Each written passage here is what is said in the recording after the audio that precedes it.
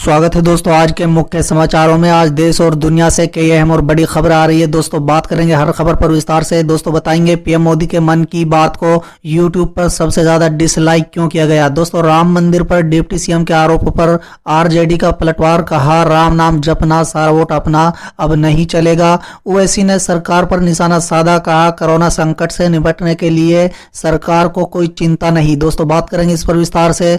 विधानसभा चुनाव की तैयारी में जुटी बीजेपी। जेपी नड्डा ने बिहार के बीजेपी सांसदों को दिए टास्क। दोस्तों बात करेंगे इस पर विस्तार से। बिहार चुनाव 2020 में बोले तेजस्वी यादव, हम धोएंगे सीएम नीतीश के दाग, सोशल जस्टिस के साथ करेंगे आर्थिक न्याय। दोस्तों बात करेंगे इस पर विस्तार से। दोस्तों बता दें मंत्री बीमा भारती के पति ने दिया झटका, नीतीश को छोड़ लालू के साथ आए अवधेश मंडल। दोस्तों बात करेंगे इस पर विस्तार से। देश में अंतरराष्ट्रीय यात्री उड़ाने 30 सितंबर तक कैंसिल, दूसरे देश के यात्री भारत भी नहीं आएंगे। दोस्तों बात करेंगे इस पर विस्तार से। आसाराम चाय वाला बनकर बेचता था अवैध शराब, आईपीएस की किताब में दावा। दोस्तों बात करेंगे इस पर विस्तार से। अवमानना मामले में सुप्रीम कोर्ट ने प्रशांत भूषण पर लगाया ₹1 का जुर्माना, न देने पर 3 महीने की जेल। दोस्तों बात करेंगे इस पर भी विस्तार से। अगर बैलेट पेपर से नहीं कराए गए चुनाव तो 2024 के चुनाव आखिरी होंगे, कांग्रेस नेता दिग्विजय सिंह का बड़ा बयान। दोस्तों बात करेंगे इस पर विस्तार से। तो चलिए दोस्तों देख लेते हैं आज की पहली बड़ी खबर। पीएम मोदी के मन की बात को यूट्यूब पर लाइक से ज्यादा डिसलाइक। जी हां दोस्तों, प्रधानमंत्री नरेंद्र मोदी के मासिक रेडियो कार्यक्रम मन की बात कार्यक्रम को इस रविवार लाइक से ज्यादा डिसलाइक मिले हैं। दोस्तों पीएम के यूट्यूब अकाउंट पर 30 अगस्त 2020 के प्राइम मिनिस्टर नरेंद्र मोदी मन की बात विद द नेशन टाइटल वाले कार्यक्रम को अब तक 50,000 से ज्यादा लाइक मिले हैं। दोस्तों जबकि हैरान करने वाली बात यह है कि इसको 3 लाख से ज्यादा डिसलाइक मिल चुके हैं। दोस्तों पीएम मोदी के इस रविवार को प्रसारित मन की बात कार्यक्रम को भाजपा के यूट्यूब चैनल पर 50,436 लाइक मिले हैं, जबकि 3,80,355 डिसलाइक मिले हैं। इस कार्यक्रम को टोटल व्यूज 12,73,471 मिले हैं। चलिए अगली खबर। राम मंदिर पर डिप्टी सीएम के आरोपों पर आरजेडी का पलटवार। कहा राम नाम जपना सारा वोट अपना अब नहीं चलेगा। जी हां दोस्तों, बिहार विधानसभा चुनाव से पहले सेकुलरिज्म पर बिहार की सियासत गर्म है। दोस्तों चुनाव गहमा गहमी के बीच बिहार की राजनीति का पारा पहले से चढ़ा हुआ है और राम मंदिर को लेकर डिप्टी सीएम सुशील मोदी के एक ट्वीट ने गर्माहट को और बढ़ा दिया है। जी हां दोस्तों, डिप्टी सीएम ने आरजेडी पर सामाजिक न्याय और सेकुलरिज्म पर धोखे का आरोप लगाया था। दोस्तों बता डिप्टी सीएम के हमले पर आरजेडी का पलटवार सामने आया है।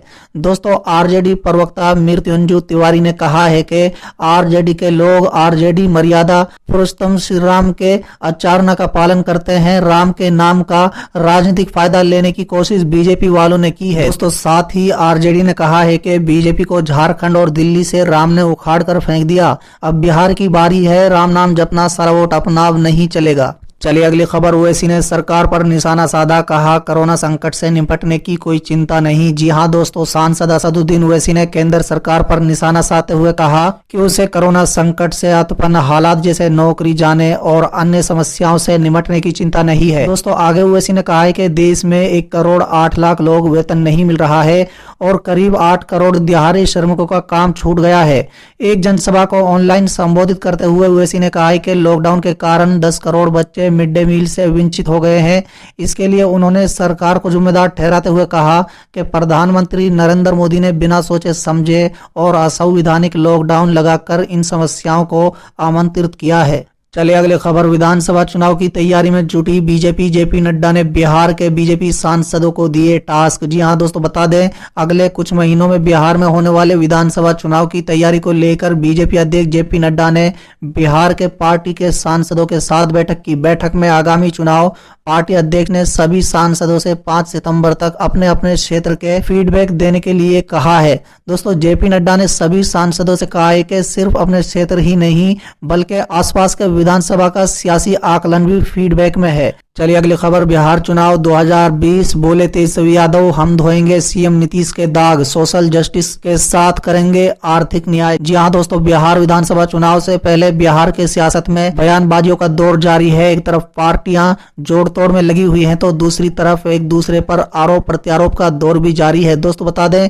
कोरोना काल और बाढ़ में बिहार सरकार के कार्यों पर सवाल खड़ा करते हुए नेता प्रतिपक्ष तेजस्वी यादव ने दावा किया है कि अगर गठबंधन की सरकार बनती है तो नीतीश सरकार के दाग वो खुद धोएंगे। दोस्तों, नेता प्रतिपक्ष तेजस्वी यादव ने मौजूदा बाढ़ और कोरोना की समस्या, सरकार के कामकाज पर सवाल खड़ा करते हुए कहा कि बाढ़ और कोरोना में सरकार पूरी तरह फेल हुई है।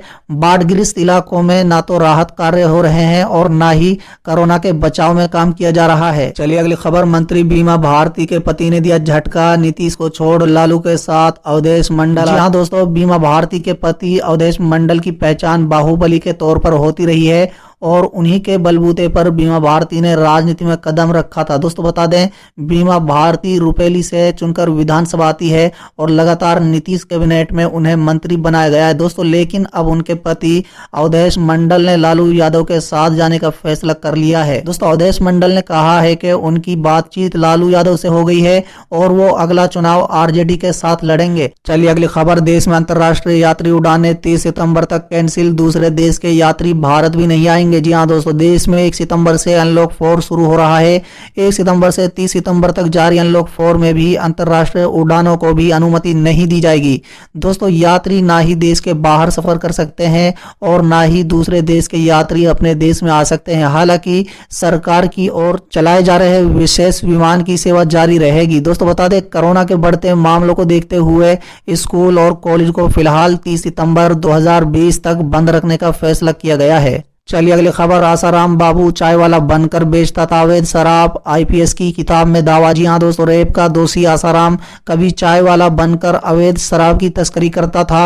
अपनी गिरफ्तारी के वक्त उसने पुलिस अधिकारियों को धमकी भी दी थी। उसकी तमाम कारगुजारियों को आईपीएस अधिकारी अजय पाल लामा ने अपनी नई किताब में समेटा है। चलिए अगली खबर। अवमानना मामले में सुप्रीम कोर्ट ने प्रशांत भूषण पर लगाया 1 रुपए का जुर्माना, न देने पर 3 महीने की जेल। जी हाँ दोस्तों, अदालत की अवमानना को लेकर सीनियर वकील प्रशांत भूषण के खिलाफ सुप्रीम कोर्ट ने सजा का ऐलान कर दिया है। दोस्तों, कोर्ट ने प्रशांत भूषण पर 1 रुपए का जुर्माना लगाया है। दोस्तों, अदालत ने कहा है कि भूषण ने 15 सितंबर तक फाइन नहीं भरा तो उन्हें 3 महीने की जेल होगी, साथ ही 3 साल के लिए प्रैक्टिस पर रोक लगा दी जाएगी।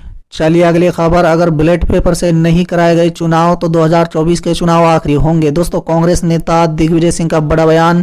कांग्रेस के वरिष्ठ नेता और मध्य प्रदेश के पूर्व मुख्यमंत्री दिग्विजय सिंह ने एक बार फिर ईवीएम के मुद्दे को उठाया है। दोस्तों, उन्होंने कहा है कि अगर हम बैलेट पेपर से चुनाव कराने की प्रतिक्रिया में नहीं लौटे तो 2024 का चुनाव भारतीय राजनीति में आखिरी चुनाव होगा। दोस्तों, दिग्विजय सिंह ने अपने ट्विटर हैंडल से एक वीडियो साझा करते हुए लिखा कि ईवीएम भारतीय लोकतंत्र को नष्ट कर रही है। संसदीय चुनाव में प्रौद्योगिकी के माध्यम से बड़े पैमाने पर धांधली की जा रही है। दोस्तों, उन्होंने कहा कि अगर हम बैलेट पेपर से चुनाव करने की प्रतिक्रिया में नहीं लौटे तो 2024 भारतीय राजनीति का आखिरी चुनाव होगा। दोस्तों, गौरतलब है कि 2014 के लोकसभा चुनाव के बाद ही कई राजनीतिक दलों ने ईवीएम को लेकर सवाल उठाए थे।